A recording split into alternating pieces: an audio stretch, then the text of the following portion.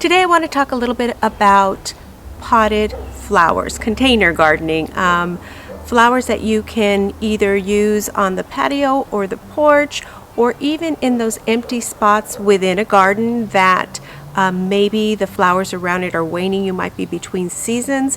You just need a little pop of annuals to spruce things up. I have several potted flower displays that I change seasonally.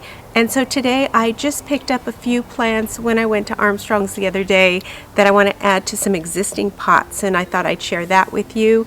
Also, I got a dehydrator actually last year, and I let it sit in a box. And so I have been having so much fun dehydrating fruit. Today I'm going to go ahead and clip some herbs for a focaccia bread that I am making later, and then I'm also going to make a spaghetti sauce. So I will take you around, show you which herbs that I am clipping, and maybe even give you a sneak peek of what that focaccia bread turns out like.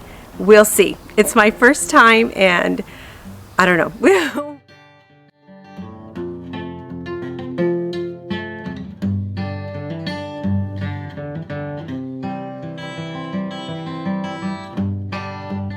Before we head out to the garden, I just want to know from you, how do you use your flower pots? Do you use them traditionally, just as decor on the patio and porch, or is there something that you like to do with them?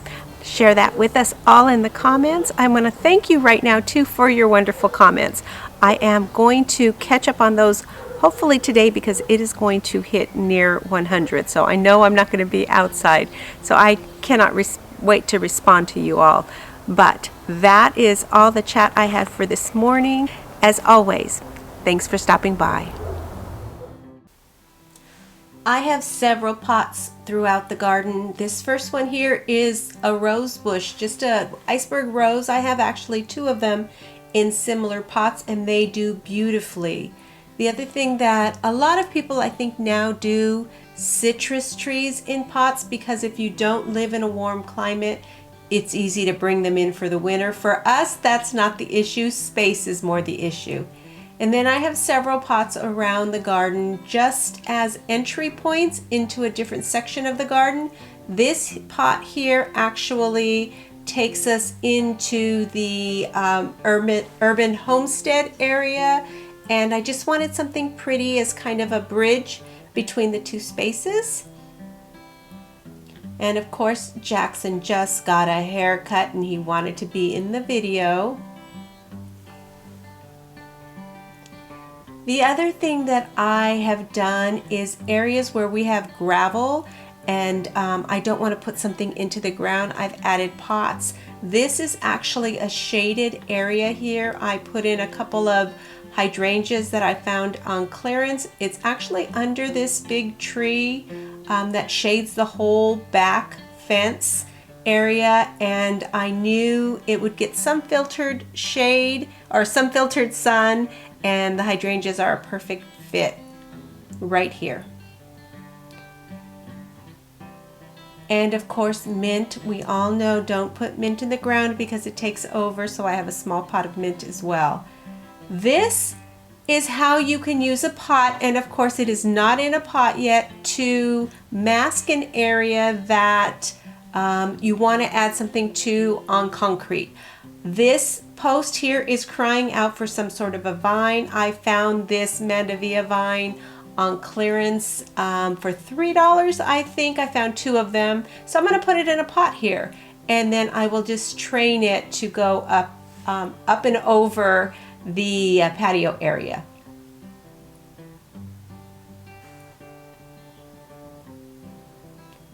This next area here are actually a series of 3 very large containers. I believe they're 3 by 6 each, and actually they are a break between our house and the neighbor's house. Their 2-story house looks right down into our patio area, and this was just a pretty way to add that lattice and also, of course, give me more growing space. I will change this one out annually just with, seasonally just with annuals. The Lisianthus is this beautiful purple flower. It is just about ready to explode. I also have Dusty Miller and some petunias and a vine growing up as well. This next planter I went ahead and added a few cool season vegetables to because it gets shade during the hottest part of the day. And then I have some tender herbs in here as well. I also put in a couple of climbing tomatoes that I snuck in here. My husband asked me not to put any produce in here, but I did happen to sneak these in, and they are growing beautifully up the lattice. So they are actually giving us quite a bit of fruit right now. This is where I picked the basil from for my focaccia bread, and also the cherry tomatoes.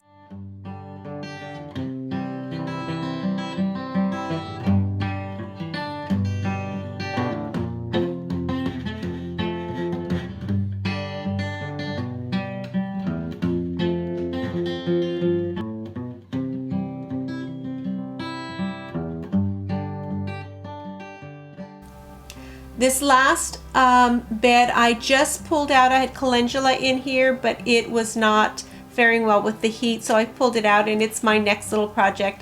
I'll share it with you when it's finished. I also have a couple of bush beans in there.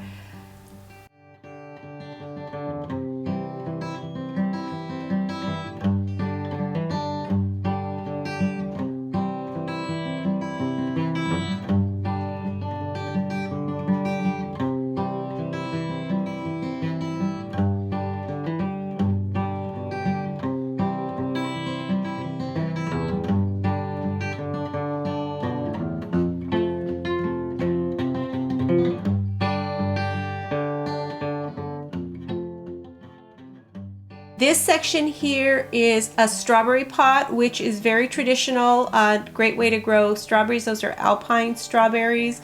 And then I have another rose.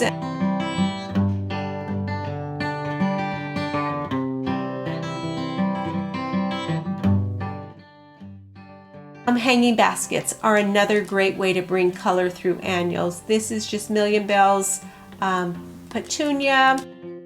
This is interesting here. Under this tree, I went ahead and put a hook and eye, not a hook and eye, a cup hook actually, and drilled it right into the tree. Did not hurt the tree at all. And so now I have this shade basket. We'll go ahead and end at the front door. I just quickly put this little arrangement together just so that I had some color to welcome guests into our home. I had the frogs I've had for years and years, and I just thought they looked really sweet with some impatiens. This area does get quite a bit of shade. So that's it. I hope you enjoyed this tour of containers around our home. Hope you got a few good ideas that maybe you want to try and incorporate. Thanks for stopping by.